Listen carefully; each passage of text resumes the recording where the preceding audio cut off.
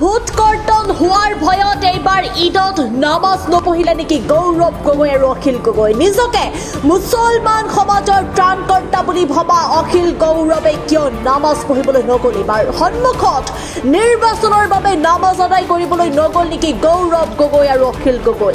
গৌৰৱ গগৈ আৰু অখিল গগৈ ধৰ্মক লৈ যি ৰাজনীতি কৰি আছে সেয়া অসমৰ ৰাইজে সকলো বুজি পাইছে। আমি সদায় খিলঞ্জীয়া মুছলমানৰ পক্ষত আছিলো আৰু সদায় থাকিম। আমি কেৱল মাত্ৰ অবৈধ মিয়া বিৰোধীহে। এসময়ত শিৱসাগৰত মিয়া বিৰোধী অভিযান আৰম্ভ কৰা চিটু বৰুৱাৰ বিস্ফোৰণ আমি পুনৰবাৰ জনাবলৈ চেষ্টা কৰিম। কালিৰ দিনটোত যিহেতুকে গৌৰৱ গগৈ আৰু অখিল গগৈ নামাজ নপঢ়িলে বা ঈদৰ দিনাখন নামাজ নপঢ়িল গৌৰৱ গগৈ আৰু অখিল গগৈ, সেই সন্দৰ্ভত চিটু বৰুৱা জাতীয় সংগ্ৰামী সেনাৰ নেতা চিটু বৰুৱাৰ বিস্ফোৰণ। হিন্দু ভোট কৰ্তন হোৱাৰ ভয়ত এইবাৰ ঈদত নামাজ নপঢ়িলে নেকি গৌৰৱ গগৈ আৰু অখিল গগৈ। প্ৰশ্ন উত্থাপন কৰিছে এয়া চিটু বৰুৱাই।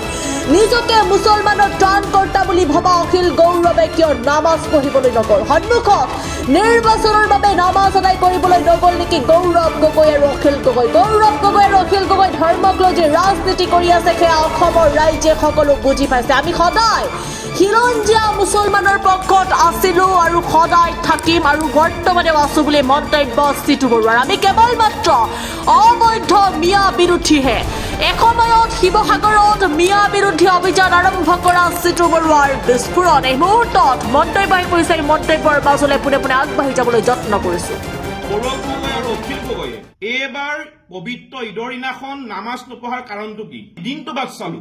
এইবাৰ কিন্তু ৰাইজৰ দলৰ সভাপতি অখিল গগৈ আৰু কংগ্ৰেছ দলৰ সভাপতি গৌৰৱ গগৈয়ে এইবাৰ ঈদৰ দিনাখন কিন্তু ক'তো নামাজ নপঢ়িলে, যাতে হিন্দু ভোটখিনি কাট নাখায়। তেনেধৰণৰ কিছুমান কথা বতৰা চিন্তা কৰি অখিল গগৈ বা গৌৰৱ গগৈ এবাৰ নামাজ নপঢ়িলে নেকি?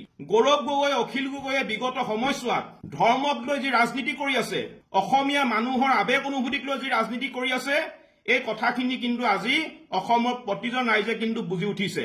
সমূহ অসমবাসীৰ ৰাইজলৈ পবিত্ৰ ঈদৰ শুভেচ্ছা জনাইছো। আমি জাতীয় সংগ্ৰামী অসম সদায় প্ৰতিজন খিলঞ্জীয়া মুছলমান ৰাইজৰ আমি পক্ষত আছো আৰু ভৱিষ্যতেও থাকিম। আমি কেৱল মাত্ৰ অবৈধ সংযোগযুক্ত যিবোৰ মিয়া আছে, আমি মিয়া বিৰোধী আৰু মিয়া বিৰুদ্ধে জাতীয় সংগ্ৰামী অসমে অভিযান চলাই আছে আৰু চলাই থাকিব।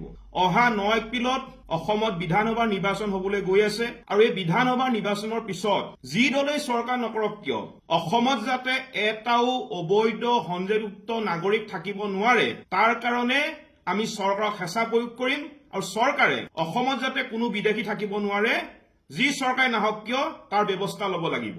এইখিনিতে আজি মোৰ এটা কথা মনত পৰিছে। আজি পবিত্ৰ ঈদ আৰু পবিত্ৰ ঈদৰ দিনাখন আমি প্ৰতি বছৰে দেখা পাওঁ যে ৰাইজৰ দলৰ সভাপতি অখিল গগৈ আৰু কংগ্ৰেছ দলৰ সভাপতি গৌৰৱ গগৈয়ে প্ৰতি বছৰে ঈদত মুছলমান লোকসকলৰ লগত নামাজ পঢ়ে। কিন্তু আমি দিনটো বাদ চালো।